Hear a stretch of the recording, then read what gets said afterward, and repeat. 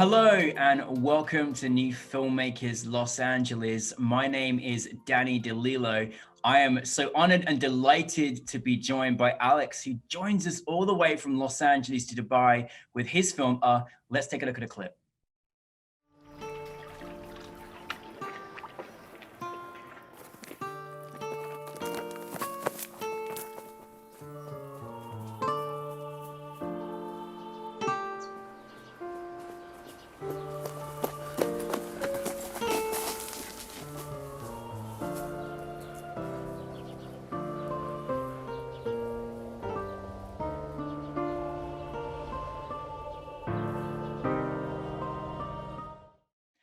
Alex, I'm grateful we're making this happen around the global interview. How are you doing? I'm good. How about you? Very good, thank you. Thank you for joining us. I know it's late there for you, but we're really appreciative that you brought art to us. An amazing film. I'm so in love with your vision as a filmmaker and the work you gave us. For those that haven't seen your film, tell us a brief synopsis. So yeah, I could say that it's a surrealist tale set in the 1950s in Lebanon about this man who has this confrontation with the matriarch of the family, his mother, who finds out about the relationship that he has with the man and about their love story. And it's about all the struggle that he goes through and all the emotions and everything that he feels.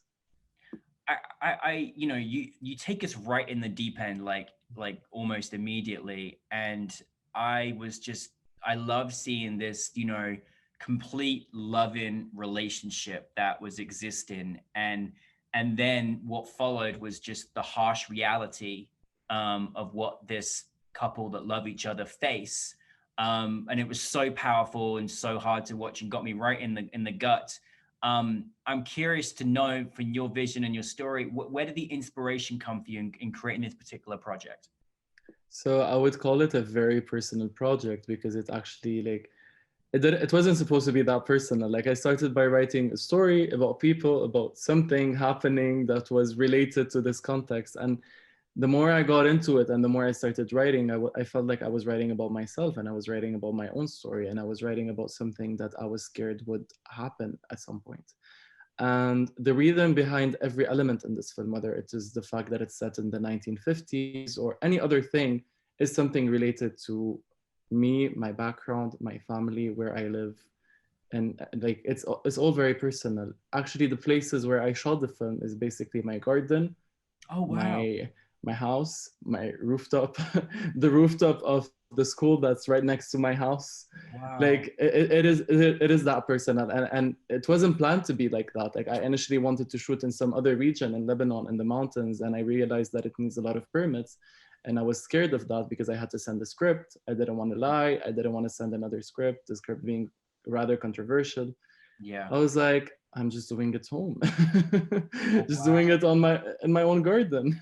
Wow. I love that. One of my questions was, where was this beautiful location? And it was your Yeah. house. So that was that. So you made the right move there. It's a beautiful house and it just looked a gorgeous setting. So I'm really glad that you made it. Now, of course, one thing, obviously writing and directing this piece, and another thing being in it as well. Tell us a little bit about that journey, because it became more personal because obviously you partook and you did a fantastic job. I barely recognized you, actually. That's how fantastic you were. Tell us about that journey and making that decision to sort of be in it too. So yeah, the fact that the film started getting more and more personal, I was like, I want to feel this film. Like I want to feel what, like, although this is something that I might actually go through, and this is something that I felt when I was writing it, I wanted to believe it when I was saying action, Mm-hmm. and I wanted to get out of it when I was saying cut. I Mm-hmm. wanted it to become this surreal tale that I'm shooting, and I wanted to dissociate this from like I wanted to get this fear out of me. It was like a very personal catharsis that I wanted to go through, and I felt that it worked. It was very challenging. It was very hard. I'm not gonna lie. Like a lot of my friends, like my DP was constantly asking me, so are you not finding actors to cast? Is it why you're doing it? Like before we actually went for shooting, because it was a hard time for her to actually, because I made her rehearse even more with me. Like we had to go on a lot of records because she was constantly scared that we wouldn't be ready enough because I'm acting.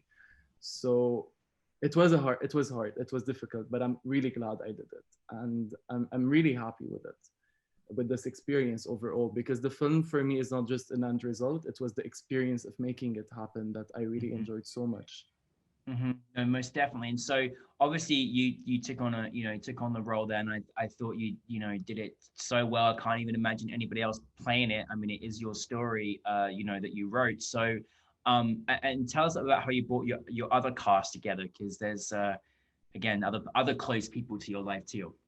Yeah, so basically I was playing the role of, there are some names, although there are no words in the film. I decided to name the characters, so I took the role of Malik. And how I did it was like, I go to the hairdresser, I'm like, hey, give me a haircut that's from the 1950s in Lebanon. Make me believe that yeah, and actually like with the beard and everything, like make me believe that I'm that person, like darker hair, everything, just make it work. And yeah, that's basically how I got myself ready. And I did it like a few months before the film, so I will believe it like that. Yeah, now I'm the character, you know. For Fantastic. the other cast members, basically the person who's playing the role of my partner is my partner. Hmm. As easy as it Perfect. is. Ready. The person who plays the role of my mother is actually the associate chair of performing arts at my university. Oh wow. Oh, Yeah, fantastic. she was my dance instructor, and I sent her this She's email, great. and I'm like, I really see you in this film. Like, can we talk about this? Can we like, do you mind acting? Have you ever acted before? Can we talk about this? I really saw her in the role, you know, like I really didn't want to consider having anyone else playing this role. I really saw her in it. I Mhm. felt that she would play a great role. And especially because I wanted a dancer. I wanted the mother to be someone Mhm. who has like this very powerful dance scene, because I don't want people to just hate her. I want people to understand her. Yeah. Yes, probably she plays the role of the devil purely in this Yeah. story, but is she really the devil? Yeah. Who is the devil in this story? So this is why I wanted her to move. I wanted her to show her humanity through her movement and through her like talent and her physicality and how she expresses herself. I mean, I thought you did that so well, Alex. Like I was just, I mean, I felt like you took me into a world. Like it was fascinating. And you have made one of those films that, as hard as it is to watch at times, like I watched more than once, because there were so many little nuances and things in there that you gave us, and it was amazing. Um, I can't imagine like the scene between you and your partner's characters when you're outside and you're away from each other and there's blood. I mean, it was like watching a harsh two gladiators having to fight each other. It was horrible. It was a hard thing to watch. And I think the wonderful thing that I love about what you showcase in your film is kind of the harsh reality. You didn't hide from it. You gave it to us about what it was. That something that was an intention to you? And what was it like, kind of shooting a scene like that? Because it was very powerful. The thing is, I didn't want it to be vanilla, and I didn't want it to be like just dramatic. Like I wanted it to be raw. I wanted it to be real. I wanted it to be what I'm feeling like especially this moment when I'm trying to unchain myself, and by doing that, I'm killing him. Yes, this is true. Me unchaining myself is me speaking myself and coming out probably, but me doing that puts him in risk and might probably risk him getting killed. And is this true? Probably it is. Even today in 2020, like probably not to that extent, but in some societies it is, and in some communities it is. Me probably having the privilege to be able to come out probably isn't the case for him. Hmm. So it is something that I could feel physically, and it is something that I added to the film in a very like random way. I was like, yeah, so how am I gonna unchain myself? And I'm suddenly like, okay, so he's on my back, and probably me doing that is actually gonna kill him. So let's Hmm. add it to the film because this is something real and this is something genuine. So the way we shot it is basically, I told the extras that were like the actors that were actually like holding the chains and like moving them. I told them just do it. don't try to fake it, because I don't have time for me sitting down there to direct you on how to do it in a realistic way. So Wow. please just do it. and and some of them actually believed what I said. They were not supposed to believe what I said. That was just me being excited. So so some of them thought that them actually moving them harshly was not gonna hurt me, but it actually did. Oh, So goodness. yeah. The pain in filmmaking, right? My goodness, literally. Exactly. So it was actually painful, and the thing is, I was actually screaming from the pain, and I was like, yeah, Wow. like I'm actually gonna scream. Like it's painful, I'm gonna scream, and it works for the film. Let's just do it. But the Wow. part that was rather funny was that there's a church right next to us, and people were getting out of church, and they were like hearing the screams, and they were like doing this cross sign, and they were like, oh my god, what's happening? Lord protect Oh us. What is no. happening in there? Like you see like people almost naked on a rooftop and screaming, like, and chains, and people were like scared, and I'm like, yeah, I should probably not have shot next to a church. Wow, wow. Well, at least you had some prayers being said to you, during the making of the film, and as you put your lives at risk. No, it's a very powerful scene. There was, I want to touch a little bit upon the pictures on the wall, because there was so much wonderful symbolism in there, and I was just so curious about your vision with that, and it was just magical to watch. Like, what was you kind of like? From your perspective, I mean, I'm sure people can interpret in many different ways, but what were you kind of trying to showcase in that particular part? Because I loved it. I loved it. Yeah, so basically it is like when we are in a moment, but we want to be in another place, and we feel like we're in a different place. So, and this comes from like things that I've went through, where I actually am somewhere, but I feel like I want to be somewhere else, or I Mhm. physically feel like I am somewhere else going through something different, because of like the fact that I do not want to be in the present moment, or because this other thing is so strong that it's bringing me back to it. And I decided not to over put these things in the film, although I wanted to do it more extremely when I first wrote the film.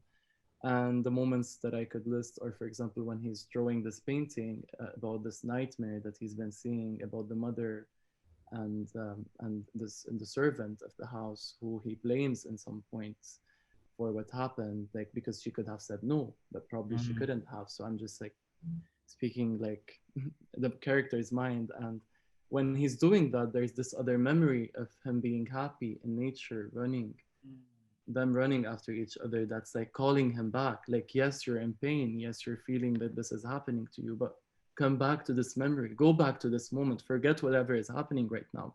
You can just live there, you can live in that drawing, you can Wow. forget your real existence and live in these dreams.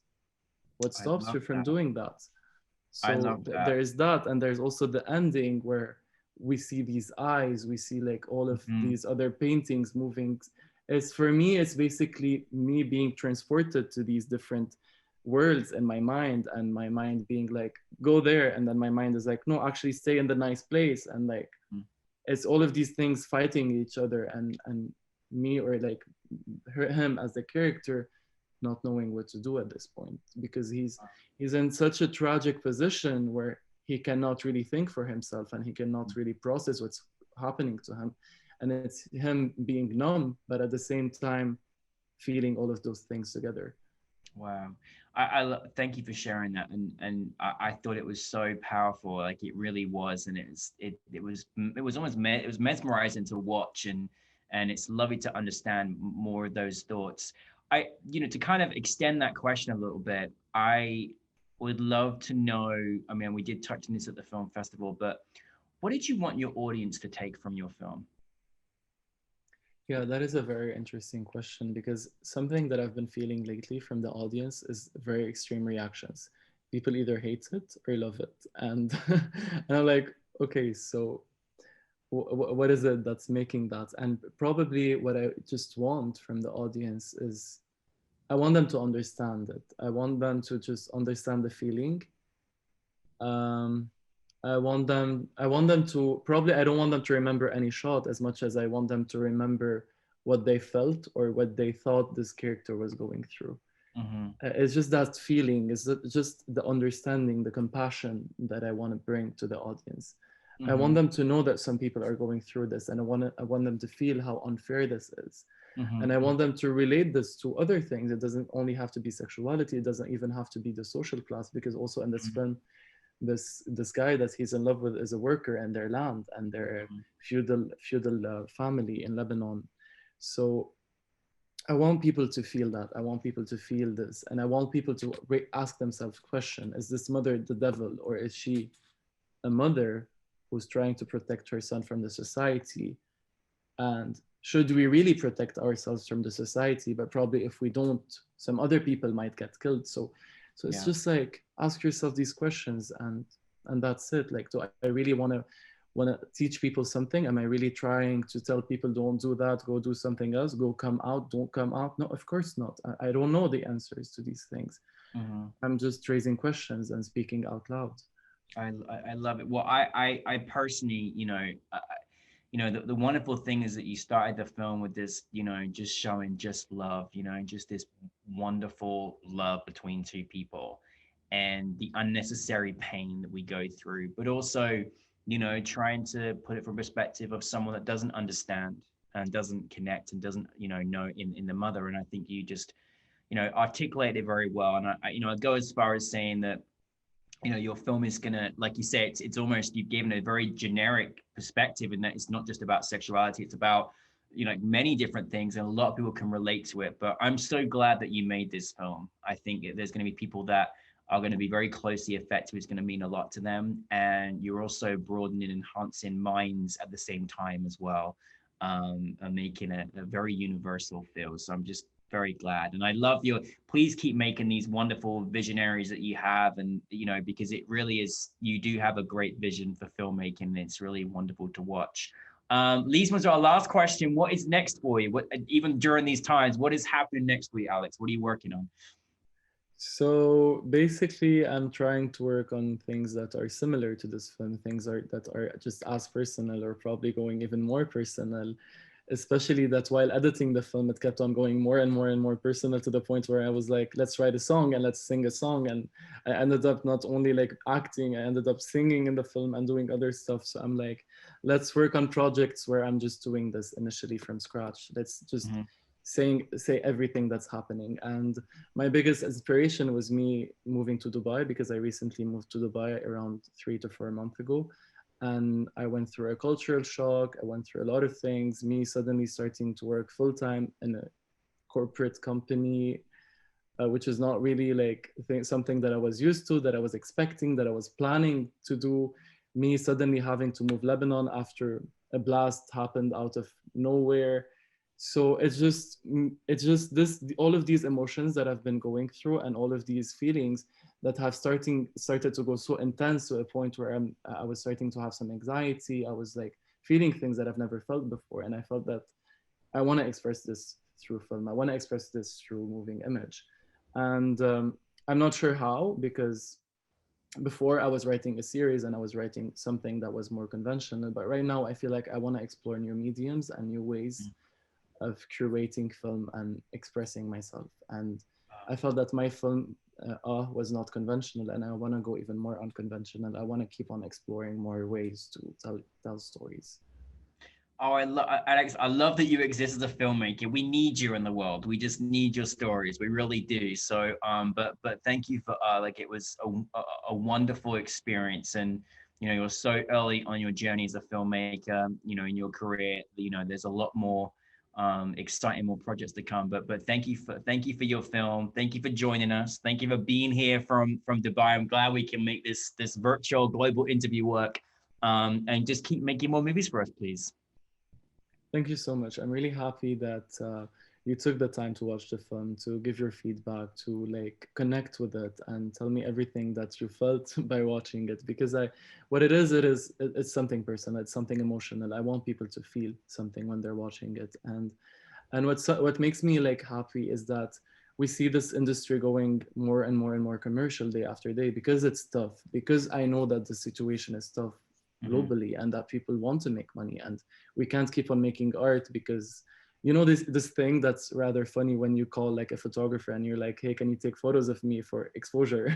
And people tend to do that with filmmakers as well. And no, we need to make money, but at the same time, it's nice to see that festivals want to encourage and support people who don't want to fall into this corporate commercial loop. And I really love that you're encouraging us to keep on doing what we want to do and what we like doing. And I'm really so grateful to be part of this festival. And I'm really grateful for this opportunity. And it makes me feel like, yes, I can actually keep on working on these projects that I'm working on right now when I have a chance to actually show them to some people, because people want to see this content. Yeah, we won't stop getting on. We'll be calling you and saying, please, when's your next project? We need more, Alex. We can't just give us more. So no, thank you very, very much. We're so grateful, and this has been a great experience. And keep making more movies for us, because we love it. So thank you very, very much.